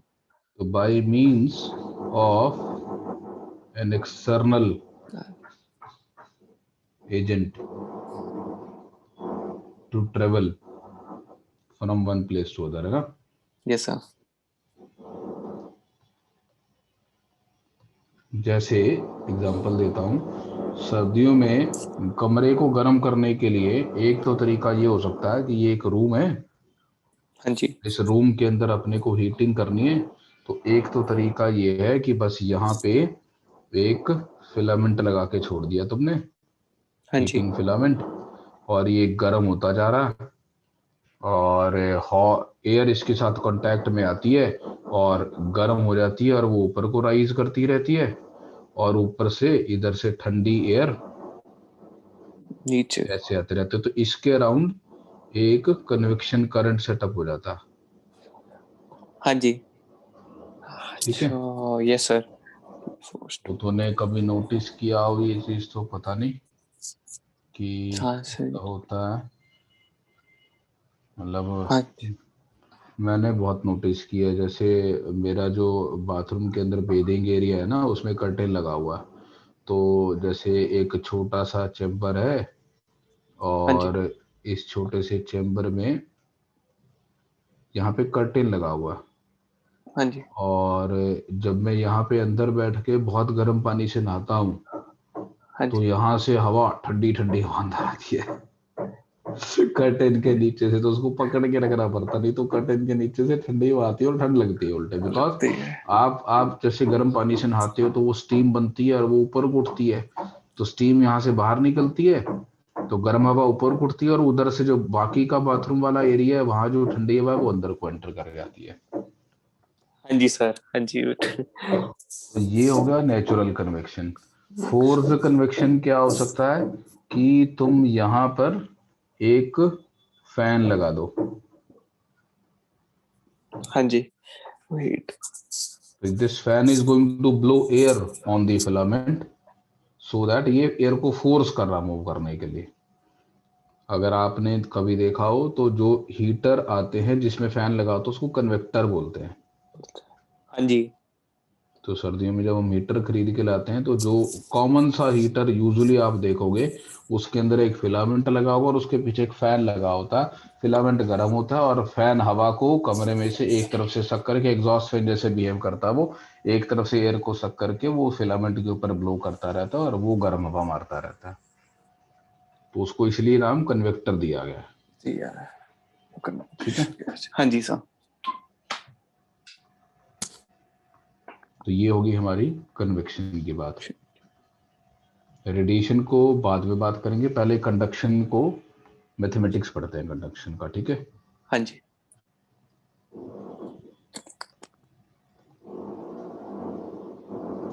तो कंडक्शन में हम बेसिकली स्टडी करेंगे किस रेट से हीट एनर्जी ट्रांसपोर्ट हो रही है, rate of heat energy transportation की बात करेंगे,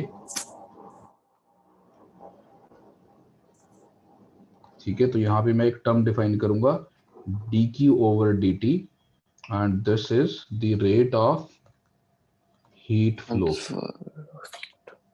इसको मैं मेजर करूंगा जूल पर सेकंड में या फिर वॉट में, ठीक है। तो हाँ जी कितनी सर। हीट एनर्जी पर सेकंड फ्लो कर रही है, इसके बारे में बात करेंगे, इसको इन्वेस्टिगेट करेंगे। इसको समझने के लिए एक पिक्चर बनाता हूँ। सपोज ये एक रूम है जी और इस रूम की दीवार में यहाँ पे एक विंडो पेन है, ठीक है, ग्लास का विंडो पेन है। तो यहाँ पे ग्लास है ये, ठीक है। अब इनसाइड टेम्परेचर हाँ जी सपोज ज़्यादा है T1, और जो बाहर का एटमॉस्फेयर का टेम्परेचर है सपोज वो कम है, सर्दियां चल रही हैं तो यही दिमाग में चल रहा, अभी तो खैर कम हो गई। तो इनसाइड टेम्परेचर T1 है और आउटसाइड टेम्परेचर T2 है। तो अंदर से, कमरे के अंदर से बाहर की तरफ हीट फ्लो करके इस विंडो पेन को क्रॉस करके बाहर जा रही होगी। तो कितनी हीट एनर्जी पर सेकंड इस विंडो पेन को क्रॉस करके बाहर जा रही है, वो इन्वेस्टिगेट कर रहे हैं हम यहाँ पे, ठीक है। हाँ जी सर। तो अगर मैं बात करूँ इसकी, तो मैं इस विंडो पेन को बना रहा हूँ अब केवल। तो ये विंडो पेन को बनाते हैं, तो ये हमारा उस दीवार में लगा हुआ, खिड़की में लगा हुआ ग्लास है। हाँ जी थोड़ी सी थिकनेस होगी उसकी कुछ, ठीक है। हाँ तो जी ये सर। तो उसका सरफेस एरिया है which is exposed to high temperature on one side and low temperature on the other, है ना। हाँ जी सर। खिड़की का एरिया हो गया अपना सरफेस एरिया, है ना। Yes sir. और राइट। ये हो गई उसकी थिकनेस जिसके अक्रॉस हीट एनर्जी फ्लो करके जा रही है। इसके एक तरफ है temperature T1, inside temperature of the room, yes sir. और आउट इसके आउट। दूसरी तरफ टेम्परेचर है T2। T2 which is the outside temperature. अब इस की दीवारों में से, इस विंडो पेन में से ऐसे हीट एनर्जी फ्लो करके जा रही होगी, है ना। हाँ जी सर। तो ये जो रेट ऑफ हीट फ्लो है, ये डायरेक्टली प्रोपोर्शनल होने वाला है टेम्परेचर डिफरेंस के। क्यों भाई, जितना टेम्परेचर ज्यादा डिफर करेगा बाहर और अंदर का, उतनी ज्यादा तेजी से हीट का फ्लो होने वाला है एक तरफ से होने दूसरी वाला तरफ, है ना। है। हाँ जी सर। दूसरा जो ये हीट फ्लो रेट है, ये डायरेक्टली प्रोपोर्शनल आने वाला है सरफेस एरिया के। क्यों भाई, जितना खिड़की का सरफेस एरिया ज्यादा होगा उतनी ज्यादा हीट कमरे से बाहर जाएगी। जाएगी सर। जाएगी। और ये जो हीट फ्लो रेट है, ये इनवर्सली प्रोपोर्शनल आने वाला है इसकी थिकनेस के। क्यों भाई, थिकनेस हाँ जी सर। आएगा। तो ये थिकनेस मोटा होगा विंडो पेन तो ऑब्वियसली कम हीट ट्रेवल कर पाएगी, पतला होगा तो ज्यादा कर जाएगी एक तरफ से दूसरी तरफ, है ना। हाँ जी सर। और फाइनली अगर मैं दो डिफरेंट डिफरेंट ग्लासेस लूं, तो उन दोनों में एक डिफरेंस आने वाला है प्रोपोर्शनैलिटी कांस्टेंट में। ये सब चीजें तो एक्सटर्नल हो गई। T1 - T2 हमारी एक्सटर्नल फैक्टर है, सरफेस एरिया उसकी ज्योमेट्रिकल डायमेंशन है, डी उसकी ज्योमेट्रिकल डायमेंशन है। इसके अलावा एक इसकी अपनी इंट्रिंसिक करेक्टरिस्टिक प्रॉपर्टी होगी कि ये अच्छा कंडक्टर है या बुरा कंडक्टर है। डॉक्टर हाँ जी सर। कुछ अच्छे कंडक्टर होते हैं, कुछ बुरे कंडक्टर होते हैं, तो वो डिपेंड करेगा इसके मटेरियल पे। तो कुल मिला के ये जो रिजल्ट है dq/dt, ये हमारा लिखा जाएगा k a T1 minus. -T2 over D. के हमारा जो प्रोपोर्शनैलिटी कांस्टेंट है, ये हमारे मटेरियल की कैरेक्टरिस्टिक प्रॉपर्टी है। ठीक है। हाँ जी सर।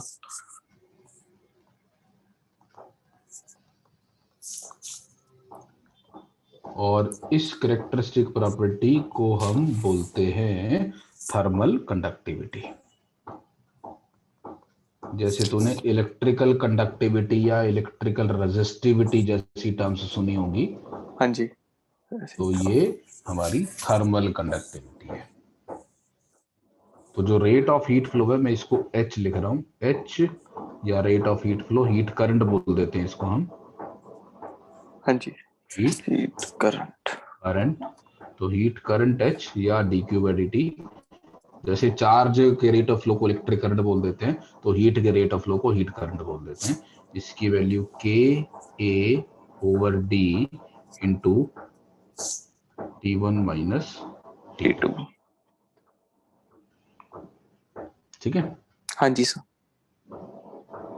तेरे को क्या ऐसा याद है, तूने उसमें 10th क्लास में पढ़ा होगा, जब कंडक्टर्स में से इलेक्ट्रिक करंट फ्लो करता, तो अगर ये कोई तेरे पास वायर है जिसकी लेंथ है L हाँ जी, और एरिया ऑफ क्रॉस सेक्शन है A, और इसमें से इलेक्ट्रिक करंट फ्लो कर रहा है I, हीट और एंड इसके अक्रॉस पोटेंशियल डिफरेंस है डेल्टा V, तो हम डेल्टा V को IR लिखते हैं, हाँ जी sir. where delta V is the potential difference, I is the electric current and R is the resistance, है ना। Right sir, right sir. और आपने कभी रेजिस्टेंस का ऐसा फॉर्मूला देखा हो, R is equal to rho times L over A। Yes देखा है। रो को बोलते हैं स्पेसिफिक रेजिस्टेंस या रेजिस्टिविटी, लेंथ एरिया। सुना ये। हाँ जी सर, सुना है। अब जरा इसी फॉर्मूला को ध्यान से देख, इसको मैं I को लिखूंगा डेल्टा V ओवर R, लिख सकता हूँ यहाँ से। लिख सकते हैं सर। और इसमें अगर मैं R की वैल्यू पुट करूं, रो L ओवर A, तो ये फॉर्मूला मेरा A 1 over rho A by L into delta V बन गया। बन गया सर। और ये बिल्कुल वैसा ही लग रहा है जैसा अभी हमने हीट करंट का फॉर्मूला बनाया, it is delta T into तो के ए ओवर डी, है ना। Yes sir. तो वहां पे 1 ओवर रो आ रहा है, तो रो रेजिस्टिविटी है, 1 ओवर रो को कंडक्टिविटी बोलते हैं।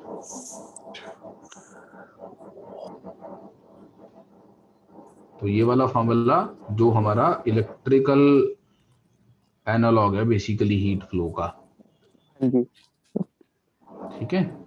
सर। तो जैसे किसी रेजिस्टेंस के अंदर इधर पोटेंशियल ज्यादा है, इधर पोटेंशियल कम है, हाँ जी, इसमें इलेक्ट्रिक करंट फ्लो करता है आई, जिसकी value V1 minus V2 over R, और R का फॉर्मूला होता है rho times L over A। Yes ठीक सर। है। इन दी सेम वे, अगर आपके पास एक ऐसे कोई बार है या स्लैब है, मैंने वहां स्लैब बनाई थी, अब मैं बार बना रहा हूं, जिसका एरिया है A, लेंथ है L, ठीक है, हाँ और जी, इसके एक तरफ आपने टेम्परेचर मेंटेन किया हुआ T1, दूसरी तरफ मेंटेन किया हुआ T2, और T1 जो है वो T2 से ज्यादा है। हाँ जी। तो इसमें ऐसे एक हीट करंट आने वाला है H, which will be T1 minus T2 two. Divided by R, ठीक है। यस और R क्या है इसका, सर। रो तो रो L ओवर A। ए। रो की जगह यहाँ पर हम लिखेंगे 1 ओवर K, क्योंकि हम यहाँ पे थर्मल रेजिस्टिविटी नाम की कोई टर्म डिफाइन नहीं कर रहे, कंडक्टिविटी डिफाइन कर रहे हैं। तो वहां पे 1 over sigma L over A आएगा, सिग्मा को बोलते हैं इलेक्ट्रिकल कंडक्टिविटी, हाँ जी, कंडक्टिविटी। और K को बोलते हैं थर्मल कंडक्टिविटी। कंडक्टिविटी।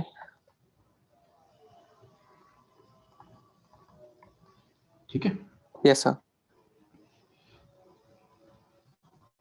याद रहेगा ये। हाँ जी सर। तो ये हमारा बेसिक फॉर्मूला है, इसको फोरियर्स लॉ ऑफ हीट ट्रांसफर बोलते हैं,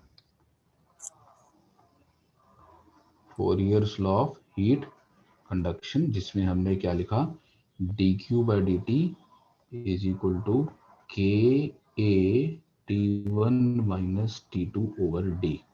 डी हमारी स्लैब की थिकनेस थी, ए हमारा सरफेस एरिया था जिसमें से हीट फ्लो करके जा रही थी एक तरफ से दूसरी तरफ, T1 minus T2 temperature difference था, और के हमारी सर ये थर्मल कंडक्टिविटी है। ठीक है, हाँ जी, क्लियर है? Yes sir.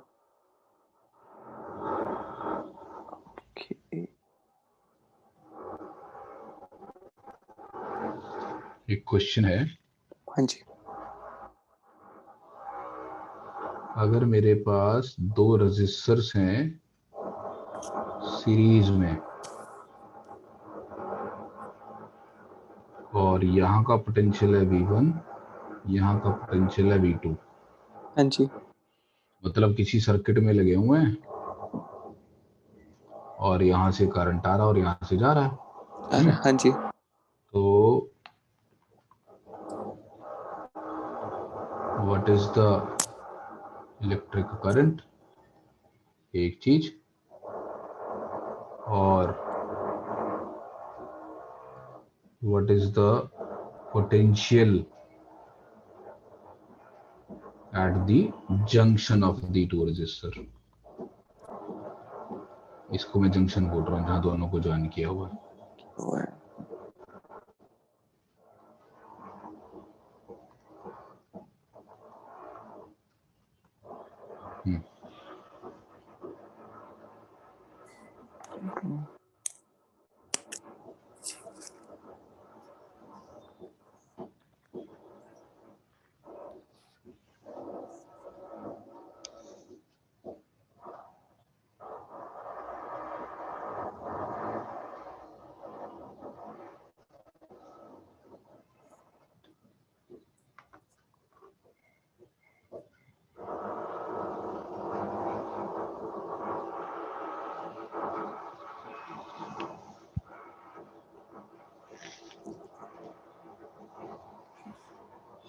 तो पहले का तो V1 minus V2 by R1 plus R2 हो जाएगा। बिल्कुल, पहले का answer V1 minus V2 bye R1 plus R2।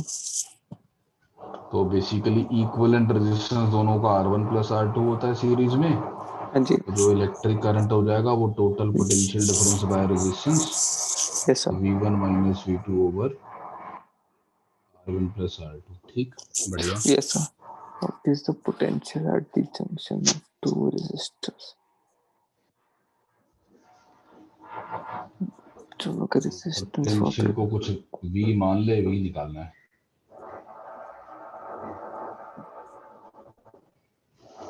आई सीरीज में करंट तो सेम रहता है, कांस्टेंट रहता है। V is equal to I और R हमारा तो जितना करंट इसमें होगा उतना ही करंट इसमें होगा, है ना? हाँ जी सर, तो इक्वेट कर दो दोनों करंट्स को। हाँ जी सर कर सकते हैं कर। सब। बट जब आप बीच के जंक्शन पे निकालेंगे वहां पे दूसरा रजिस्टर तो आया ही नहीं होगा अभी उसमें प्ले में। हाँ, तो V1 minus V over R1 is कितना होगा इक्वल्स टू, करंट? हाँ जी सर होगा is equal to V minus V2 by R2।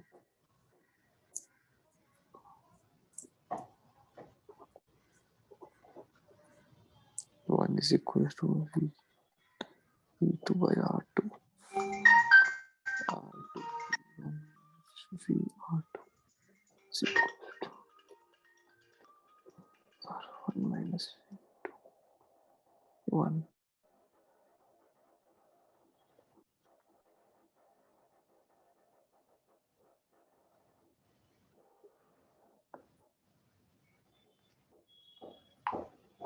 V1 R2 plus V2 ये आया V1 आगे R2। V1 plus V2 R1 by R1 plus R2। ठीक है, ठीक है। हाँ जी सर, अब ऐसा क्वेश्चन तेरे को यहाँ पर मिलेगा हीट ट्रांसफर में, आपको ऐसा बोला जाएगा कि एक कॉम्पोजिट स्लैब है, हाँ जी, जैसे मतलब आप ना इंसुलेशन कर लेते हो, तो आपके घर की वॉल है ये, हाँ जी, तो ये मान लो कंक्रीट वॉल है, और इस वॉल का जो सरफेस एरिया है हाँ जी। ए है, और इस वॉल पे आपने एक स्पेशल आगे लेयर लगा रखी है इंसुलेटर की, ठीक है। हाँ जी। तो ये कुछ स्पेशल मटेरियल है, और जो वॉल है वो जिस मटेरियल की बनी हुई है उसकी कुछ थर्मल कंडक्टिविटी होगी के, और इसकी कुछ थर्मल कंडक्टिविटी होगी। तो let us name them as K1 हाँ जी। एंड K2, ठीक है। Yes sir. तो ये वॉल है और ये आपकी एक इंसुलेशन की लेयर है। अब आपके रूम का टेम्परेचर है T1 हाँ जी। और बाहर का टेम्परेचर है T2। T2, और वॉल की थिकनेस है सपोज आपकी D2, और जो इंसुलेशन है उसकी थिकनेस है आपकी D1, D1। ठीक। यस तो सर। ऐसा एक कॉम्पोजिट स्लैब है, इसमें आपसे पूछा जाएगा what is the heat flow rate, हाँ जी। और दूसरा आपसे पूछा जाएगा temperature of the interface between the wall and the insulation. Match कर पा रहा है इसको प्रीवियस क्वेश्चन से? हाँ जी सर।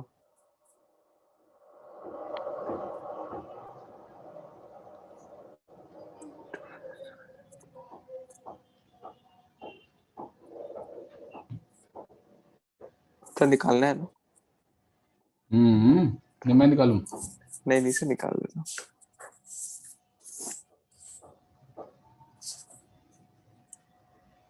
तो इसका इलेक्ट्रिकल एनालॉग बना के भी कर सकता है, लेकिन अगर स्कूल एग्जाम में क्वेश्चन आएगा तो इलेक्ट्रिकल एनालॉग बना के नहीं करेगा, ठीक है। तो तो हाँ जी। बेसिक से करेगा। बेसिक से कैसे करेगा? आप कहोगे जो रेट ऑफ हीट फ्लो है वो जितना पहली स्लैब के क्रॉस हो रहा होगा उतना ही दूसरी स्लैब के क्रॉस भी हो रहा होगा। हाँ जी। तो मान लेते हैं T is the temperature at the interface. Correct sir. तो आप बोलोगे जितनी हीट पहली इंसुलेशन में से फ्लो करके वॉल में जा रही होगी उतनी वॉल में से फ्लो करके बाहर जा रही होगी। तो dQ/dt विल बी K1 हाँ जी। A by D1 D1। into T1 minus T, yes sir.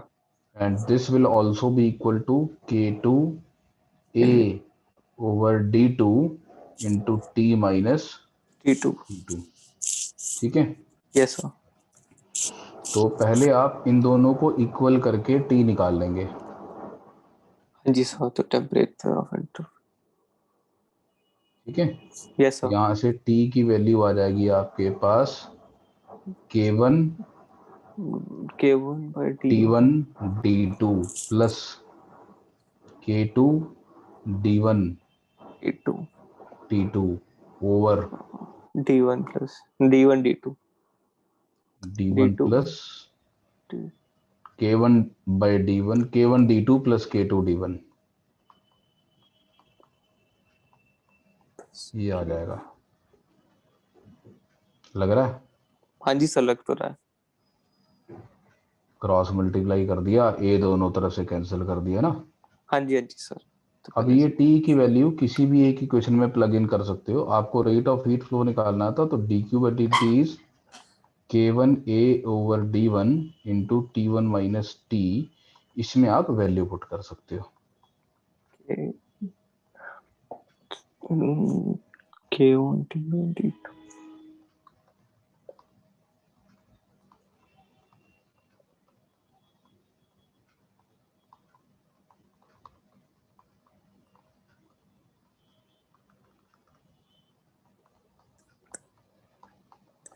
यहाँ D1 था, हाँ जी सर। इसका एलसीएम लूंगा तो K1 D2 T1 कट जाएगा, तो ये आ जाएगा K2 टू। D1 अच्छा, K2 D1 T1। T1 minus K2 D1 T2 upon K1 D2 plus K2 K2 D1, है ना। D1। हाँ जी सर, अब ठीक। और ये सॉल्व करके अब इसमें से K2 D1 कॉमन आ जाएगा तो K1 K2 जी D1 सर। कट गया, D1 कट गया, ए आ गया, A into T1 minus T2 whole divided by K1 D2 plus K2 D1। ठीक है, हाँ जी सर। तो ये आ जाएगा बिना इलेक्ट्रिकल एनालॉग के सॉल्व किए। इसी चीज को इलेक्ट्रिकल एनालॉगी से सॉल्व कर सकते हो आप बाय सेइंग कि ये सीरीज कॉम्बिनेशन है, और सीरीज कॉम्बिनेशन में करंट सीधा ऐसे निकल सकता है। तो जो तेरा हीट करंट होगा वो temperature difference divided by resistance, resistance हो जाएगा सीरीज में। हाँ अब जी। रेजिस्टेंस का फॉर्मूला होता है, रेजिस्टेंस का फॉर्मूला क्या होता है, तो रो एल बाई ए होता है, हाँ जी सर होता है। या फिर 1/σ L/A होता है। हाँ जी। तो 1/σ यानी 1/K, L यानी D1 ए बाई यानी ए प्लस D2/K2A। ये सीधा आंसर है इस क्वेश्चन का। दिखा रहा है क्या? आर है सर, K1 K2 ए ऊपर आ गया है, एलसीएम लेके K1 D1 आ रहा है सर, आ रहा है। आना ही चाहिए था।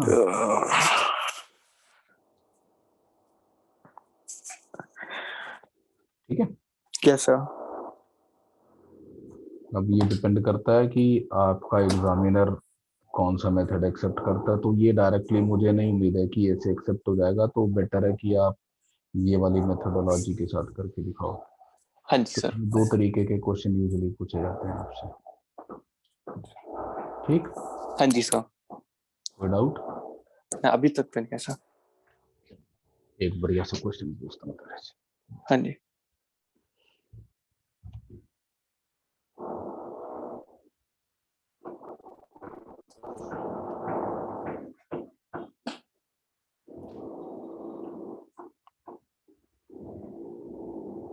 तो सपोज हमारे पास दो स्लैब्स हैं,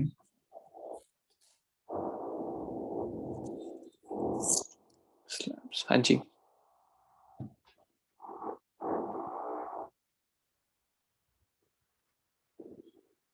आइडेंटिकल स्लैब्स हैं, हाँ जी। और इनके इस तरफ का टेम्परेचर हम T1 मेंटेन करते हैं और दूसरी तरफ का टेम्परेचर T2 मेंटेन करते हैं। मेंटेन करते हैं, हाँ जी। ठीक है, हाँ जी। तो हम ये वाले एंड का टेम्परेचर T1 और दूसरी तरफ का T2, and we find that a total of H1 heat current हाँ जी। is there। ठीक है, ये गिवन है आपको, हाँ जी। H गिवन है। अब क्वेश्चन इज कि अगर मैं इन दोनों स्लैब्स को ऐसे अरेंज करता,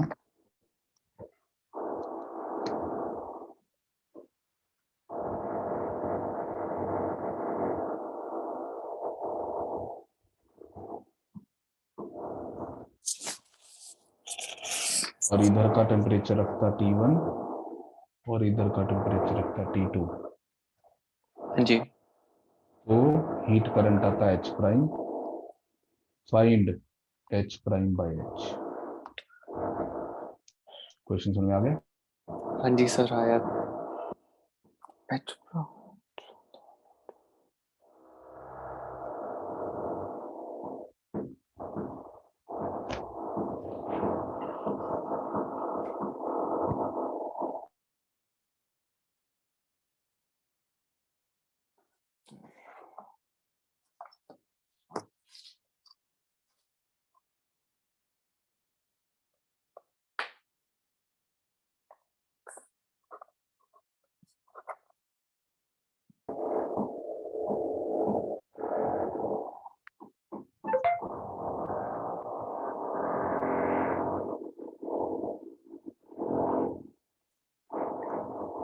सर ये ब्लॉक्स की कोई लेंथ ब्रेथ तो LH तो होनी चाहिए।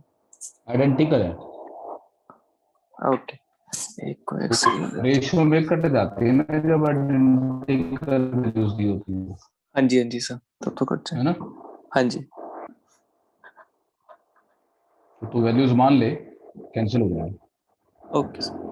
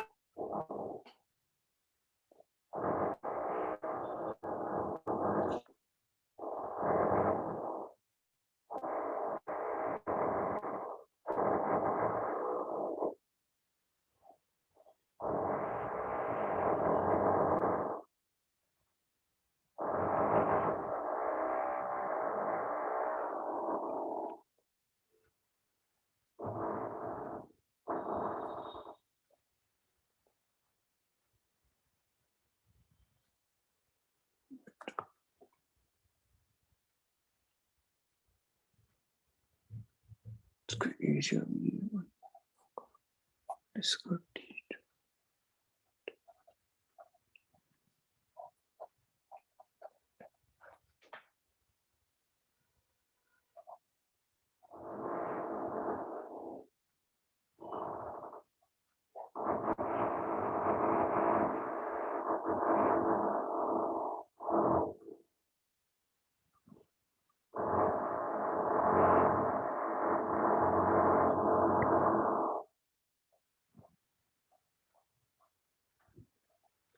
So 1:2. 1:2. H prime is to H. और सोच,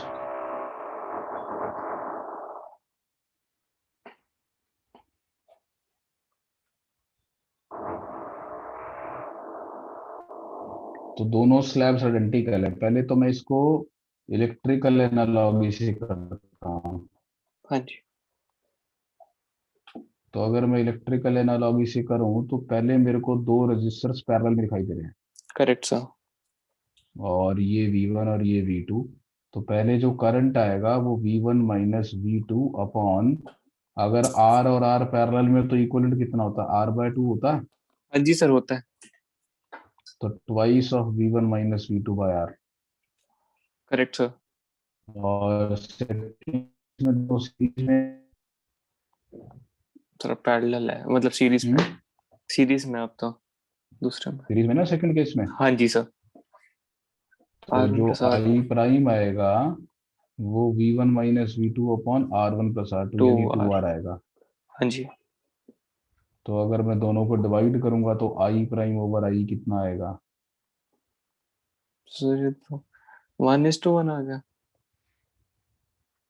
मैं तो यार कूद यार पक्का दे दूंगा। नहीं सर, एक मिनट। तो I prime by sir four I four is 1:4 आएगा। 1:4। ठीक है। हाँ जी सर। दूसरा तरीका ये है कि आप इसका एरिया, ये वाला एरिया हाँ जी। A मान लो और लेंथ L मान लो, है ना। हाँ जी सर। अरे शिट, हो क्या? एरिया A और ये लेंथ हो गई 2L, है ना।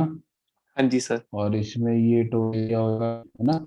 वही सर, वो तो 2A नहीं पहले की केस में ही वेट हो जाएगा K into 2A into into. T minus T2 divided by L। और H प्राइम की वैल्यू लिखनी है तो K, इस बार area A T1 minus T2 by divided by two length L कितनी लिखनी है 2L। 2L और दोनों को डिवाइड है 1:4 तो आएगा। ये एक्सप्रेशन लिख और ये वाला एक्सप्रेशन लिख और दोनों को divide कर, डिवाइड कर देते हैं। तो इसका 4 आ जाएगा। 1:4। ठीक है। Yes sir. ठीक है, तो that is about heat conduction. अब तो पढ़ रहा है नहीं पढ़ रहा है मुझे ये नहीं समझ में आ रहा। मैं क्लास तो दी जा रहा हूँ तेरे को, तूने प्रैक्टिस कुछ नहीं की सारे किया ना। यस सर, बस इतना वही। कुछ पढ़ा दिया, थर्मोडायनेमिक्स हमने बहुत कुछ कर लिया। तो अब सबसे पहला काम कर, प्रायोरिटी बेसिस पे हीट एंड थर्मोडायनेमिक्स का चैप्टर पढ़ बैठ के। ठीक है सर, करता हूँ। ठीक है। हाँ जी कल से सर। शुरू कर रहा है ना। हाँ जी सर, कल से शुरू कर। तो तो कल रेडिएशन की क्लास लगा ले। हाँ जी सर, ऐसा कर लेते हैं। तो एक ही बार पूरा तो चैप्टर कर कल लो। सुबह, हाँ कल सुबह रेडिएशन की क्लास लगा ले। 1 घंटा लगेगा, रेडिएशन पढ़ के खत्म करते हैं इसको, ताकि तो अपना सेल्फ प्रैक्टिस मोड में आ जाए। और फिर ठीक काम है सर। करता चल और मेरे से डाउट्स लेता चल। ठीक। हाँ जी सर। ठीक है चल ठीक है। सर, टाइम बता दो। टाइम सुबह लगा ले कभी भी 9-10 बजे के आसपास। हाँ जी सर, ऐसा कर लेते हैं। 9 बजे कर लेते हैं, कोई दिक्कत। ठीक है, 9 बजे करते हैं। ठीक है सर। चल ठीक है। Bye sir. Bye bye. बेटा।